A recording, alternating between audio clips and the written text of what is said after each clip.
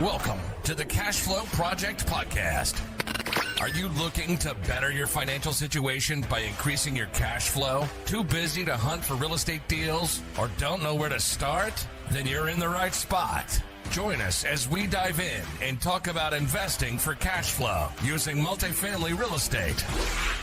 Welcome to the Cashflow Project podcast. I'm your host, Steve Fierros with Tri-City Equity Group. So today, excited, we've got Jon Hilley on the show. So Jon grew up in Jupiter, Florida, graduated with highest honors from the University of Florida. After graduation, Jon worked at Goldman Sachs for 3 years as a financial analyst before joining BrightPoint Capital, HIG Capital's long and short value hedge fund with $700 million in assets under management. But for the past 10 years, Jon's been privately investing and serving in an executive capacity in various ventures. He co-founded 1031 Specialists with the goal of creating a qualified intermediary platform that is tech forward, and we're going to talk about that, achieves wide-scale recognition, and is envied for exceptional client service. Definitely excited to have Jon on the show, and I think you guys are going to find a ton of value in this. But Jon, welcome to the show. Awesome. Thanks, Steve. Good being here. No, absolutely. And we were just talking off camera here about some of the incredible things that you guys have going that are super tech forward and honestly, I think industry leading in various capacities. But kind of before we dive into some of that, fill us in a little bit more about your background. Like, how did you get to the point where you're serving kind of a niche audience here through 1031s and qualified intermediaries? And a lot of our listeners, of course, they may be familiar with that. Hey, I've sold an investment property and we're going to do, somebody said I should do a 1031 and kind of roll that into another project, another property. But again, kind of before we kind of get into the nuts and bolts of that, give us a little bit of your background. How did you get to this point? Yeah, I think there's people that are forward thinking and fortunate enough to sort of draw a straight line in their career, really like think what they want to be doing in 20 years and sort of work backwards to get there. My career is definitely not that. It's more of a meandering path, right? So I really think about it in three different phases, and I'm sort of in phase 3 now. But the first phase is a financial analyst, a portfolio manager, working on the buy side. And then we started investing. I was working at the tail end of phase 1, I was working at a family office. And we were early investors in cannabis companies, like 2013. And so I had been an investor for 10 years, and I just thought to myself, like, man, I think this really is a generational opportunity. It's really interesting. It needs professionalization, it needs structure, and the growth is going to be there. So I sort of moved to phase 2 of my career of investing and becoming CFO and then CEO of some of these ventures. And after 10 years of that, I said, okay, like that's it. I'm not interested in being in this space anymore, and for myriad reasons, but none of which are super relevant. Other than I had some time off to really kind of think of what was next. Started poking around at different ideas, and this qualified intermediary space that I find myself in now and have been doing for 3 years struck me as it sort of came as I was doing a research project in a different area in real estate investment. And the conclusion after that project was, it's a great idea. Someone's going to build this thing that I was looking at, but it's probably going to take 5 years. It's probably going to cost $50 million to build it. And I just did that with my last company. I said, I'm not doing that ride again. I don't want to do that.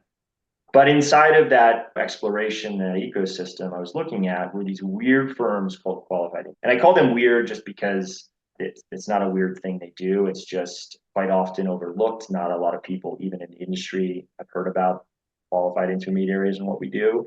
But I said to myself, this big thing I don't want to do, but this thing down here is interesting. I want to do that. And so we launched 1031 Specialists. It's been 28 months now since actually turning on operations. And in these short couple years, we're already one of the top 10 firms in the industry. So we've really been gaining a lot of traction, taking a lot of market share each day. And I think there's some core reasons for that, which we can talk about. But I'll stop there. Yeah, it's sort of a mouthful. Oh, that's super cool. That's super cool because, again, like you having had a background in a different sector of the industry, I always feel like that gives you insight. You're not stuck in kind of that same thought pattern that a lot of people can. Oh, I've been working in the same field for 30 years. And it's like, okay, well, that's great. You really develop a really specialized knowledge, but then you also don't know what you don't know. You have a hard time kind of looking at the outside in to be able to see opportunities that present themselves in other spaces of the sector. And so I think you have a unique insight. And obviously that's contributed to what the success that you guys have already had with 1031 Specialists. Also too, like working with kind of you mentioned it's like, well, it's kind of strange space. And it's like, it is a little bit of a niche product. There's not that many companies out there. So in effect, it's a little bit of a blue ocean. For those of you guys who are familiar with red ocean, blue ocean, you have a blue ocean here. And of course, you bring some technology into it, which I know we're going to dive into. You can be an industry leader here in a relatively short period of time. So kudos to you and the team for doing that and being able to be so tech forward and being able to work in the space and create a lot of value for of course, the clients. But by doing so, you end up at being an industry leader. So, but yeah, talk to me a little bit about where we are, let's say, in this current kind of state of the industry, and how you see that kind of impacting investors, impacting, people in real estate, obviously different sectors of capital markets as well. We've kind of been in this little bit of a challenging season here. How can, let's say, 1031 be brought into that, and how are you seeing that affect different operators in the space? Sure. So let me just sort of table set here, just so everyone kind of gets what a 1031 is quickly. You own an investment property in this country. You are faced with one of two choices. Choice one is you can choose to pay up to 40% tax on the gains of your property. You sell it. Choice two is do a 1031 exchange and defer all of that. And I think, like, to be pointed about the 40%, people think I'm just going to pay the federal capital gains when I sell it. It is absolutely most often not the case, okay? Because there are up to 4 layers of tax when you sell an investment property. And how many of them you are subject to depends on where you live and how much money you make. But there's the federal at 15 or 20%. There's the state tax, which in a place like California is 13.3%. There is this thing called net investment income tax, which is 3.8%. And then the one a lot of people forget is this depreciation recapture tax. And that's becoming increasingly more prevalent as bonus depreciation as part of the BBB is now basically set in stone. So those 4 layers of tax, we use kind of 30% as a general rule of thumb. Could be less, but could be more. So that, don't let that be a surprise to you, is really the point. And so when you're looking at what is my choice, do I want to pay tax or continue to let my money working for me compound that wealth tax-free, tax-deferred? 1031s to me are, and I'm a little bit biased, but they're quite a bit of a no-brainer, at least to explore a 1031 exchange. So it doesn't, if you hire 1031 specialists and we charge you $1,200 to facilitate your exchange for you, on day 45, you can say, well, look, I didn't find anything I wanted. And you'll drop out of your exchange. We'll give you your $1,200 fee back that we charged you. You obviously get the money that the qualified intermediary is holding on your behalf. You get that back. And there is no penalty for exploring a 1031 exchange. So I sort of consider this like a free option for real estate investors. And in my view, everybody should take a free option in life. So our client base, we work all over the country. And so to sort of get back to your original question, Steve. And so we are quite diversified in what we see, many different sub-asset classes inside of real estate. But I think what shocks a lot of people is when you hear about 1031 exchanges, you think it's a tool for the wealthy, like the very wealthy that are trading 10, 20, $30 million buildings. Well, they can, right? But on average, most of the exchanges that are done in this country are actually for the people that are stepping up and just getting inside of the early part of their investment career, where they're either house hacking and then going to that first duplex or quadplex and then sort of trading up using the 1031 exchange as a tool. And so because of our diversification, because the fact that most 1031 exchanges are actually smaller than most people think, the stasis in the market is visible for sure. But remember, we started this firm 28 months ago and rates were already spiked up. So when we started as sort of the nadir of this transaction environment, and that's been a really nice place to build a business because you know how hard it is. It's really hard to win that trust of the broker or the client and say, yeah, I want to hire you guys. But we've been learning where things are really hard. And I think that's going to really benefit us once sort of rates normalize and the market recovers to normal transaction volumes. But it is 100% true.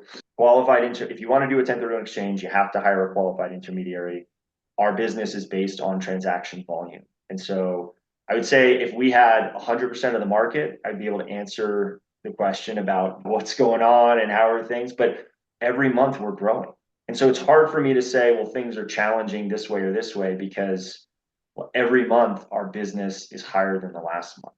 And so we are taking, and I think a large part of that is we are taking share from existing qualified intermediaries. first and foremost. No, and I was gonna say too, like I actually love that you shared that because a lot of people kind of get pigeonholed in their thought process of thinking, well, it's down part of the market, like you can't make any money, like it's just not. No, they don't. You have to realize that there's always opportunity.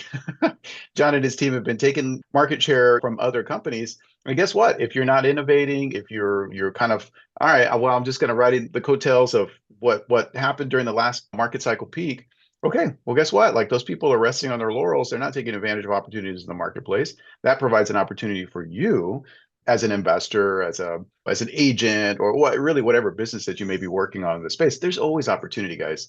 So definitely take that away from John's sharing with the success that they've already had with 1031 specialists to see the opportunity. There's always a way to make something work. And they've been very, very tech forward and kind of been innovative in the space as well. So you throw some rocket fuel on top of that, and even just being willing to step out, now that's a recipe for success. So if you wouldn't mind, John, share with us a little bit kind of what you guys have going on, because you're obviously not the typical QI kind of working in the space. And some of these companies have been around a long time, right? There's only so many. Yeah, there's only so many. Okay, well, again, they have a big corporate structure and they may not be so innovative or kind of willing to poke around and kind of see what's new tools may be available. I know you guys have some super exciting stuff going on. And so I'd love to, if you're willing to share, tell us about what you guys have been working on in the space that some other investors may not be exposed to or have seen.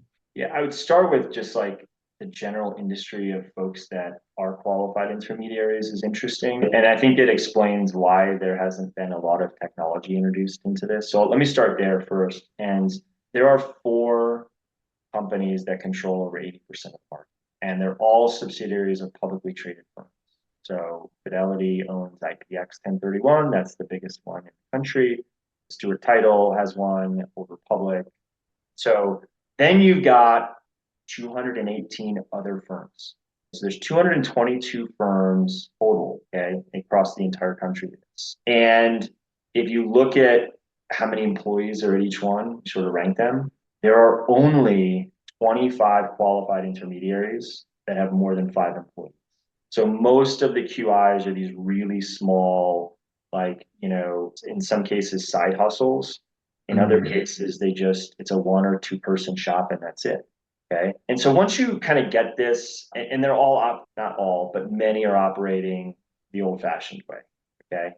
And so once and the big 4 have been doing this for a very long time, and they're not the fastest adopters of new technology for reasons. But once you understand this market structure, you can appreciate that really there's not a lot of technology focus, and there really isn't even a focus on building a brand in this. Like the biggest opportunity when I was researching this market is, man, like there is a wide open space for a national brand. And we've cold called thousands of brokers. We asked them like, which qualified intermediary? And most of them shrug their shoulders, honestly, like over 95% shrug their shoulders. And so that's a key into like, nobody's decided that there should be a national brand in this category for whatever reason. And nobody's making those investments to make that happen.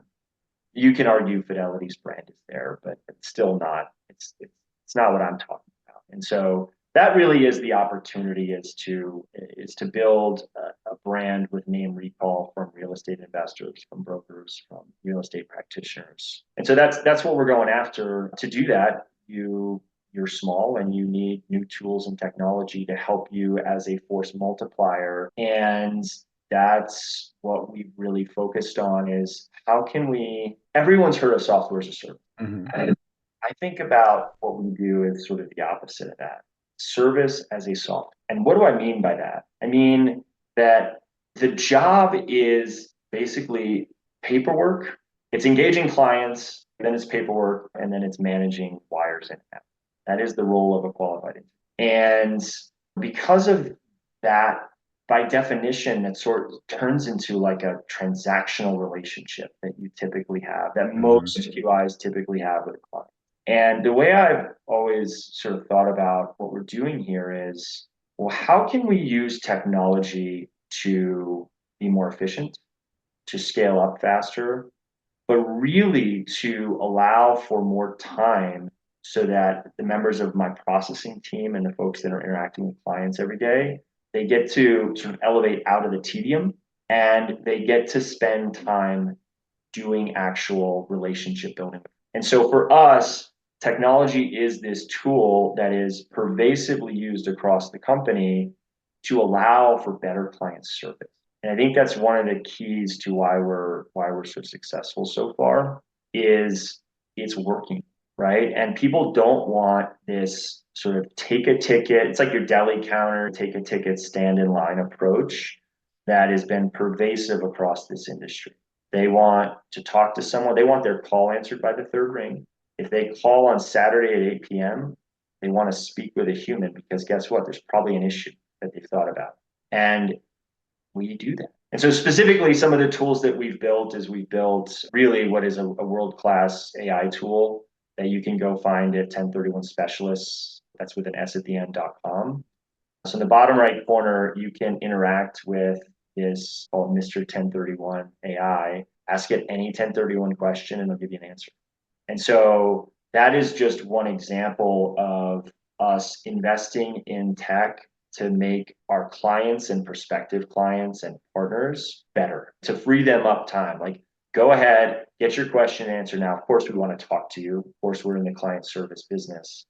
But we also want, for those that want to seek out answers and correct answers quickly, we allow for that through this AI tool and through other mediums.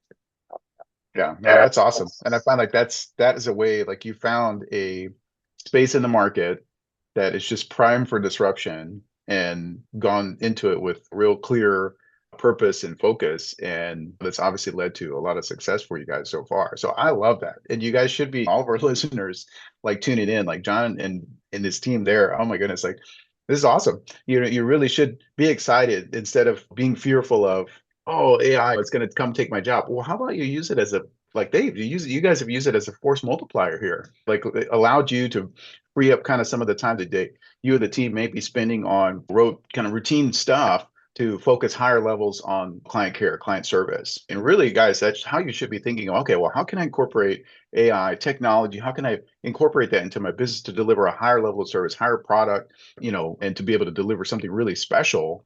And again, Jon and his team have really done a great job of doing that so far. So I'm excited to check out the tool and kind of see answers, because as being somebody who's an investor myself, I answer a lot of questions, do a ton of networking, meet people all the time. Oh, well, you have a good 1031 company, or they're asking me questions. And I'm like, okay, well now, hey, I've got somebody to point them where, and again, we're at a big time difference here. So they may not be able to get somebody on the phone quite as easily or get their questions answered so quickly. So for somebody like me, that's hugely beneficial. So excited to see that, excited to play around with the tool and kind of check out you guys' services. So that's very cool. And so just to kind of come back to a little bit more of some of the mechanics of it, because I know you guys have formed some other partnerships and whatnot, but to come back a little bit of how our listeners can make this something more practical for them, like we'll just got a little bit more in the nuts and bolts of, like, let's say 1031 specifically. Like, is that something that anybody can use? I know you mentioned, okay, well, you got to be a big investor to do it. Like, is that true? Like, is this a good fit for anybody? Are there limitations to what 1031s can be used for? Or is it just the classic residential investor who, hey, I've got one single family long-term rental and I'm wanting to buy a 2-unit, or I wanted to buy a bigger property? Like, do I have to only fit in that box, or what can we be using this for? Any person or entity subject to paying taxes in this country should at least explore it. I didn't say do one, okay, but at least explore it. Talk to us, talk to someone you trust, and figure out if this is right for you. But look, let me dispel, I think the biggest thing out there is that, because it's called a section of the tax code, it's complicated. It is absolutely not complicated at all, okay? You ready for it? You got to do three things. Hire the qualified intermediary, that's us, before you sell your property. We need to be involved before that happens. The clock starts the day that you sell. From there, you have 45 days to identify what you want to purchase next. What does that mean? It means you're going to fill out a form with 3 addresses of properties you want to maybe buy. And from day 45, you've got an extra 135 days to successfully purchase one or more of those properties that you identified. That's it. Hire a QI, hit the 45-day ID period, complete your exchange within 180 days, which is 6 months, and you're good to go. Okay, so it's really not complicated. Now, what does it require? For you to be successful at a 1031 exchange, it requires some level of planning. But here's the analogy I use all the time. And 1031s, by the way, are only for investment properties, just to be clear. But the analogy I use is helpful. Let's say you live in a house or an apartment and you sell it on Tuesday. Does that mean on Wednesday you are homeless? Probably not. Probably not. You know where you're going next. And it's the same thing with your investment properties. Plan ahead, do some due diligence, think about what the right investment is for you, and go do that. I think, and on the investment side, okay, your options are basically limitless. You can swap from an Airbnb to a multiplex, or to an office building, or to water rights or billboards. Basically, anything that's considered investment property with investment intent, but not personal use, is on the table for a 1031 exchange. And you can do that anywhere in the 384 MSAs in this country. So you can go from California to Florida or New York. You can go from Hawaii to Oregon. It's literally any sub-asset class in real estate that's considered investment, and anywhere in the country. So if you put in the work, you do the diligence, you're going to find deals out there. Yeah, it's a harder environment today, but you're going to go find those deals. You're going to be successful at your 1031 exchange, and you're going to compound your money at a way faster, higher rate doing the 1031s versus paying it. And so that is a very strong recommendation I have. But look, we have clients that sell on Monday and complete their exchange on Wednesday. And you're able to do that because you've planned ahead. You don't have to wait to sell to get under contract.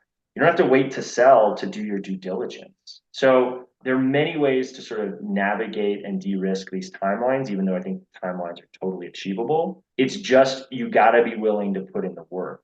And for many of our clients, as an example, last point I'll make here, the tax impact of them not completing their exchange successfully is more than a year's salary. So why not treat this like a second full-time job for this limited period of time, because it's that important to you financially. And so that really is the thing that we hammer home more than anything with clients, is just, we have the easy job as the qualified. Like, we want to consult with you, make sure you know what you need to do to be successful. We're going to produce the exchange docs that gets you the tax benefit, and we're going to help hold your money during the exchange. That's it. You've got the hard job. But it's really not that hard if you put in the work. Yeah, no, and I love that you made that clarification about that it doesn't have to be limited, because here in Hawaii, like we're obviously pretty isolated, so we get a lot of people who are like, oh gosh, I do have this rental property here, and I'd love to do something on the mainland, but I don't know. And so they'll kind of mentally box themselves in, and I find that with a lot of different investors. It doesn't have to be here necessarily, but they don't want to invest, let's say, outside of their own backyard. But now, hey, you removed a barrier, because now you can take these 1031 funds. You had a property, put it into an exchange, go work with John and the team, and now you can go buy something that's going to be the Airbnb property that maybe you use as, well, I don't say you use that as a lifestyle asset, but because it's got to be an investment property. But you go buy the property in Florida because you want to go move closer to the grandkids, or have a property that's close to the grandkids that is making money for you, can fuel your trips. But I love that you make that qualification where it's like, and it now it will have to be in the U.S. That's kind of a thing. Like, I can't all right, well, hey, I do have a property here in Hawaii, I want to sell it, John, and I want to go take those funds and take it to Australia. Is that going to work for me? That's a no-no. That's a no-no. But there are, we don't need to get into this, but there are such things as international exchanges where you sell in Australia and buy in Germany, and you can actually do that and defer any U.S. taxes coming. So, but yes, once you're in the U.S., you can't go outside of the U.S. That is not. But yeah, I would say, like, this whole thing seems to be way more confusing than it actually is. And I think part of that are these two words that always get associated with the 1031 exchange, like time. Mm-hmm. And I call these the two most confusing words together in the English language, because it makes you think that, well, then I need to sell, if I'm selling this single family rental in Honolulu, I need to also buy a single family rental in Honolulu. And that's just not the case at all. It just means U.S. investment property for U.S. investment. I think that's key. And especially a lot of times people, and I'll talk to a lot of investors, and it's like, well, hey, you'll hear people in, like, let's say, the equities markets, and, oh, hey, you want a diversified portfolio. Okay, well, also factor in geographic diversity. You don't have to buy just in Honolulu. Like, okay, well, I want to take these funds and I want to go, now, can I do this? Can I go buy, I've got a property here. Obviously, our price points are really high. I was looking at some condos yesterday here in town, and it's $2 million condo, which, hey, that's not unheard of in Honolulu. We're a very expensive market. Well, hey, John, I'm going to sell this and I'd like to go, ideally, man, I wish I could go take that capital and go buy 4 single family properties, 2 in Texas and 1 in Tennessee and 1 in Florida. Is that something I could do? Like, is that too complicated? Is that too weird? Is there any limitations in that regard? You can absolutely do that. You can use the 1031 exchange to diversify your money. And yeah, if you wanted to sell a $2 million condo and buy 4 separate units in different states, you could absolutely do that. You could also reverse that. And let's say you own a portfolio of properties and you just want to simplify the management. Well, you can sell all of them, buy an apartment building, and there you go. So you can consolidate as well. Yeah, everything is on the table. You need to execute within the 180-day period. And that's really it. Yeah, I'd say if anything, that's probably more the complex part, just like how you were saying earlier. It's like it's not what the part that you guys handle. What you handle is pretty straightforward. It's more, hey, puts pressure on you as an individual investor to go out and find some opportunity. But they're out there, guys. Yeah, I actually think it's a good time to buy them. The prices are kind of suppressed. The market's pretty soft from what we're evaluating. Especially here in Hawaii. If you want to buy something in Hawaii, let me know. Glad to help. Not that I do sales or anything here, but glad to point you in the right direction. But I've been pleasantly surprised. So maybe an opportunity for you guys to do that, to go ahead and make some moves in the market, hit up John, see what's available, do a little bit of research in terms of what a 1031 might look like for your situation, and go identify a property. Go to another market that maybe you got an asset that's not performing the way you want to. Or I do actually really like what you just said in terms of selling off a portfolio and really easing your operations. Guys, you guys don't realize how much easier it is to operate a single building versus 20 different, rental properties. It's like, I'd rather have a 120 unit multifamily building. Yeah. Well, yeah, I mean, just to put a punctuation point on what you're saying, Steve. I mean, Jim Cramer said there's always a bull market somewhere, right? You just got to go find it, and there's always opportunity everywhere. Just, it does take time, but our clients, because we repeat this so often, it's sort of this mantra internally. They use the period when they know that they're about to market and list their property for sale. That's when they kick off the exploration for the replacement property, right?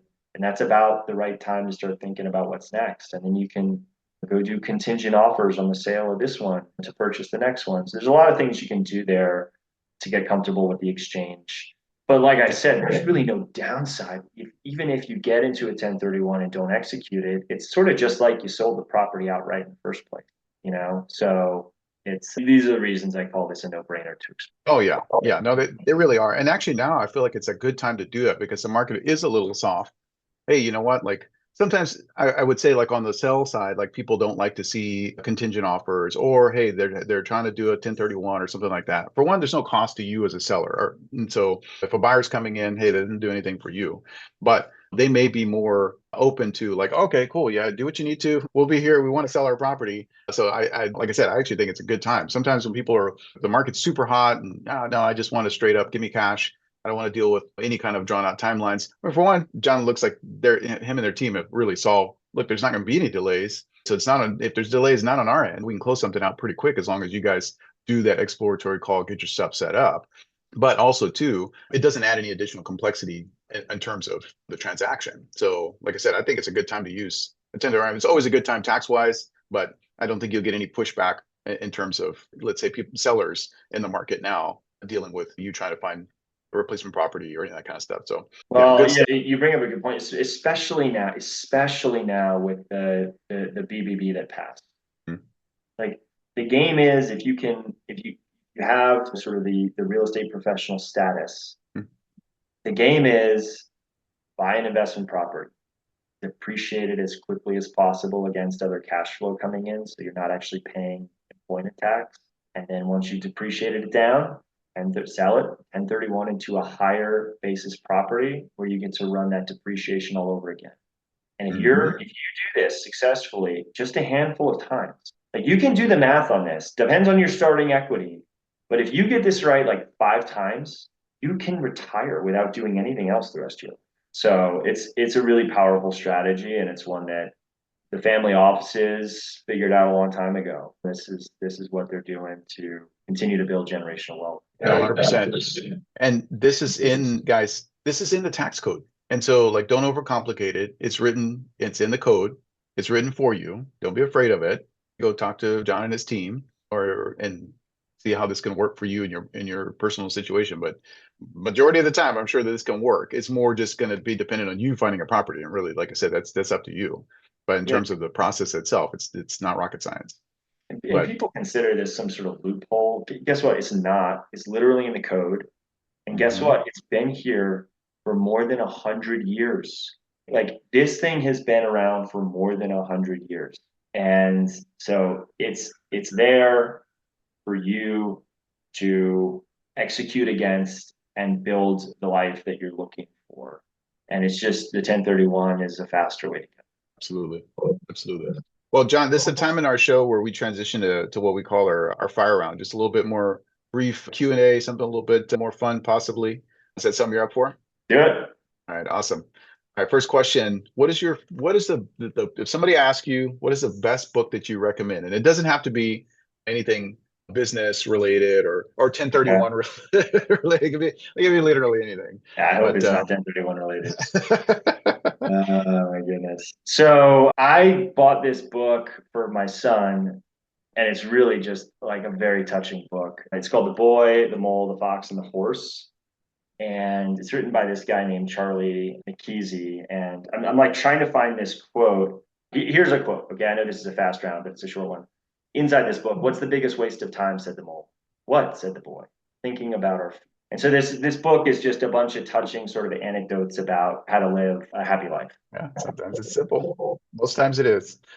We overcomplicate it, just like how we do with the 1031s. Yeah. All right, next question. What would you consider your superpower to be? Ruthlessly organizing and being efficient. No, I think that speaks for itself with the success that you guys have had, for sure. Very cool. All right, next question. What is the biggest lesson that you learned over your career thus far? And everyone should say, "I don't know," a lot more often. That's good. Yeah, I feel like too often we're not willing to admit that, right? We don't lay down our pride and say, no, I got the answer to that. No, okay, it's cool if you don't. Now we have great, powerful tools we can actually we can engage with to help find some solutions, right? Next question. If you could go back in time, visit your 20-year-old self. I mean, I know you're a young guy, but if you go back, visit your 20-year-old self, what advice would you have for him? Figure out how to breathe. There's this tactic of sort of like it's meant to be like a reset of your system if you do 4, 7, and 8 breath.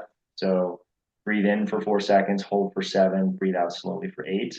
And this sort of resets you once you're in an emotional spin. And so I'm teaching this to my son. We practice this when he gets angry about basketball or whatever. But man, everyone breathes that's alive. If you could just go back and just figure out how to breathe and calm yourself and then take a step back and then reevaluate and make decisions with more clarity, that's what I would tell myself. Very good. I think that's a super practical application of some built-in tools that we have available to us, that everybody has available to them. All right, then final question. For the busy working professional, somebody's trying to work towards financial freedom, what advice would you have for them? Oh, I think the late, great Charlie Munger said it best: never interrupt compounding unnecessarily.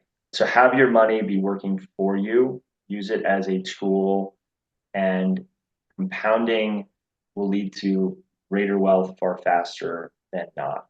And obviously that's a bit of insight into the 1031 exchange, but also just an interesting way to approach investing writ large, whether it's the public equities markets or real estate. Let your money compound. Yep. And the 1031, great way to do that. You keep the momentum going. You don't lose it, doesn't drop off. Whatever gains, hey, don't give it back to the IRS. They've already built in the tool for you to be able to do that. And that's the 1031. Well, John, if our audience wants to reach out, they want to engage with you and kind of have you and the team look at, whatever their situation and whatever they're trying to work on, what's the best way for them to get in contact with you? Yeah, just call us. We want to talk to you. We spend probably 99% of our day doing free consultations. So 631-438-1031. That's 631-GET-1031. And then, of course, the website is 1031specialists with an S at the end.com. And don't hesitate to reach out. We've got a bunch of free tools. We're here to just basically make you successful your exchange to the maximal extent possible. And we're here to help. Awesome. Well, John, I really appreciate you taking time out and sharing with me and the listeners about 1031s and all the great things that you guys have going on to kind of modernize the industry and to be industry leaders in the space. So thanks so much for hopping on with me today. Guys, definitely go check out 1031specialist.com. Reach out to John and the team if you guys have questions regarding your 1031s or how it could benefit you in your situation. But I appreciate you hopping on, John, and we'll circle back with you. And we'd love to see, hey, you know what? You're in the top 10. Now you guys are in the top 5 and eventually, hopefully, leading the space. All right. You're going to see us on TV soon. Thanks, Steve. Awesome. Thanks so much. Aloha. Yeah. Bye. All right. Great conversation with Jon Hilley over at 1031specialists.com. They've got some really cool innovative products and some different ways they're approaching kind of a unique space in the business, but a very powerful tool in the 1031, right? Like that, he talked about not dropping off, let's say your compounding that you've had in terms of growth. And the 1031 is a great way to do that. Hey, if you've owned a property for 10 years and it's increased a ton in value, and it would have over the last 10 years, great way to not have to pay and give up 30-40% of that gain just due to taxes. Go ahead and roll it into a 1031, go buy another property. And again, if you're looking to get into, let's say, multifamily, maybe small multifamily, it is more efficient. Take that single family that you've had as a long-term rental, go buy a 4-unit, go put it towards a commercial property. Maybe you've been trying to get into the commercial space, but hey, you're maybe struggling a little bit to come up with down payment funds. Well, hey, you've got this property sitting over there, put into a 1031, and then go buy your commercial property, right? Now you've got funds and you've got capital to do it. You don't give anything up in terms of taxes. It's not tax-free necessarily, but it's a tax deferment, and you can defer things indefinitely. So that's the name of the game. But no, great conversation with John. If you guys have questions, go check out their site, 1031specialist.com. They've got some super cool tools over there that you can check out and ideally answer all the questions that you have and get you going on the next property. But if you guys are interested in investing with us and finding out more about the deals that we've done and things that we have on the table, you can go to tricityequity.com to learn more, schedule a call with one of us. Just make sure you reach out and you talk to multiple members of our team. Glad to answer any questions for you guys. If you want to connect with local like-minded investors here in Hawaii, if you're in Honolulu or you're visiting, you can go to our Facebook group, Honolulu Multifamily and More. You can find us on podcasts and Eventbrite, all those good places in terms of finding out our next meetup. We have them every month, and it's a great time to go out and connect with local like-minded investors, like-minded individuals. And if you guys are finding value in the podcast, hey, leave us a 5-star review. Make sure you like and subscribe, depending on what platform that you're on. We'd love to get some feedback from you. So make sure that you're leaving comments down below if you guys found value in the show. But that's going to be it for me today, guys. We'll see you on the next episode. Go out, take some action, and we'll see you on the next one. Aloha.